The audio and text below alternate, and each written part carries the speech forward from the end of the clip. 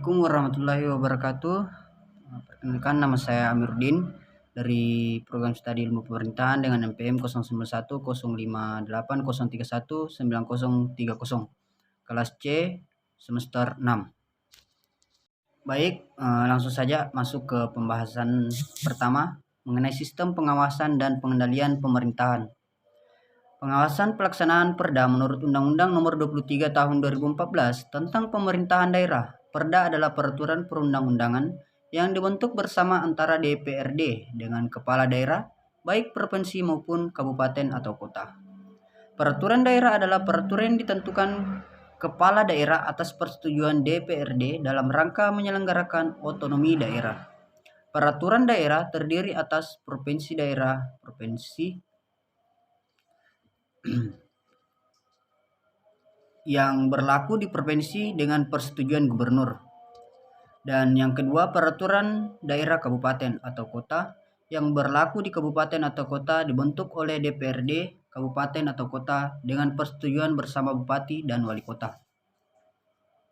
Adapun poin kedua, produk hukum daerah sering bertentangan dengan peraturan di atasnya. Hasil evaluasi Kemendagri, banyak produk hukum daerah, baik dalam bentuk perda atau peraturan kepala daerah yang bertentangan dengan asas dan prinsip hukum. Di dalam Undang-Undang Nomor 12 Tahun 2011 tentang pedoman pembuatan peraturan perundang-undangan, pentingnya lembaga pemerintahan baik di tingkat pusat maupun daerah memperhatikan asas pembentukan peraturan perundang-undangan. Dalam asas itu meliputi kejelasan tujuan, kelembagaan, kesesuaian antar jenis, tingkat, dan materi pembuatan. Produk hukum harus dilaksanakan, memperhatikan kedayagunaan dan kehasilgunaan, kejelasan, rumusan, dan keterbukaan. Kemendagri sering menemukan jenis dan materi produk aturan hukum yang diusulkan daerah tidak sinkron dengan asas hukum dimaksud, sehingga pada tahap pelaksanaan produk hukum tersebut tidak dapat diterapkan. Kelemahan lainnya antara lain pemerintah daerah dalam merancang atau membuat produk hukum daerah tidak simplifikasi atau terlalu rumit, tidak sederhana. Hasil evaluasi juga ditentukan ada beberapa satu perangkat kerja daerah membuat aturan masing-masing tanpa mempertimbangkan aspek rumpun atau bidang umum.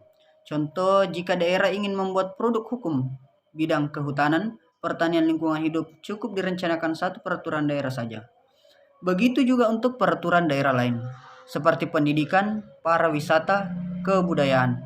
Prinsipnya pembatalan aturan untuk menghilangkan hambatan dalam segala urusan layanan publik. Poin yang ketiga yaitu penanganan produk hukum yang bermasalah. Menteri Dalam Negeri menyebutkan hingga awal Mei 2016 sudah hampir 1.300-an perda bermasalah yang diselesaikan. Sementara target pemerintah hingga Juni 2016 akan ada 3.000-an perda yang diterbitkan.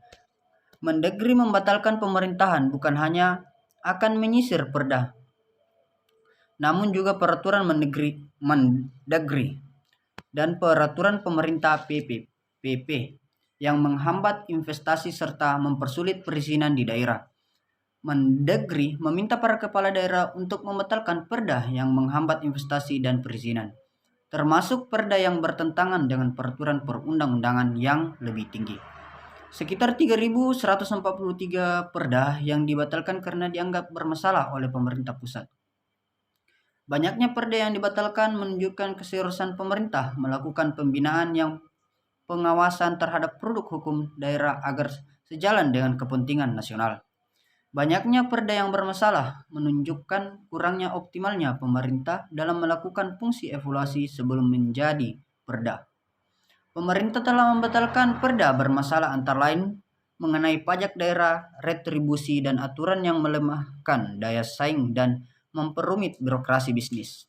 Komite Pemantauan Pelaksanaan Otonomi Daerah KPOOD sebanyak 507 perda masih bermasalah, terutama berkaitan dengan investasi. Itulah hasil pemaparan yang bisa saya sampaikan. Terima kasih atas kesempatan yang telah diberikan. Billahi bismillah. Wassalamualaikum warahmatullahi wabarakatuh.